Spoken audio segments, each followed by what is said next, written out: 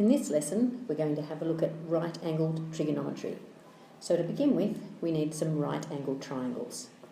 If we have a look at the first triangle, if I have a look at this angle here, and I want to name the sides in relation to that angle, the right angle always points to the hypotenuse.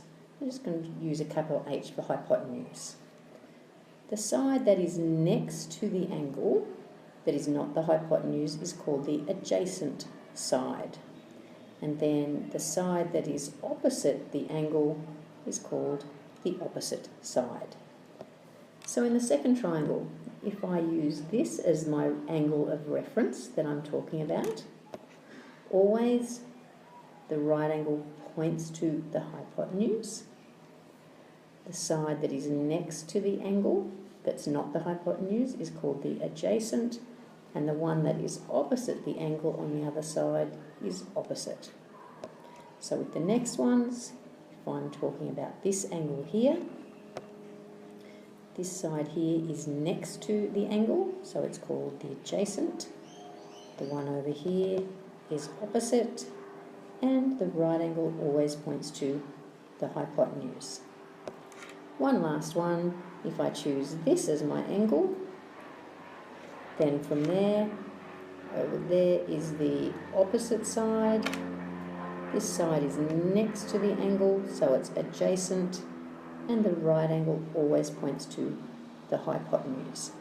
So to go any further with right-angled trigonometry, you have to be able to figure out what those sides are. So opposite, adjacent and hypotenuse. You have to be able to determine what those sides are in relation to your given angle. With the right-angled triangle that I've just drawn, I'm going to put an angle in here, but this time I'm going to call that angle theta. Theta is spelled Theta, and it just stands for the angle that's there. From there, we know that this is the hypotenuse, the side next to it is adjacent, and the one opposite is opposite.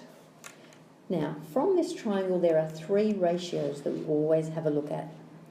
One is opposite over hypotenuse, remembering that a ratio is another way of writing a fraction. We also have got adjacent over hypotenuse, and we've got opposite over adjacent. Now those three ratios have been given names. The first one is called the sine ratio. It's short for sine, like that, but it's pronounced sine, even though there's no E. The next one is cos, short for cosine. And the last one is tan, and it's short for tangent. So the three ratios are sine, cos and tan. Now the sine of an angle, theta, equals opposite over hypotenuse. The cos of an angle equals adjacent over hypotenuse, and the tan of an angle equals opposite over adjacent.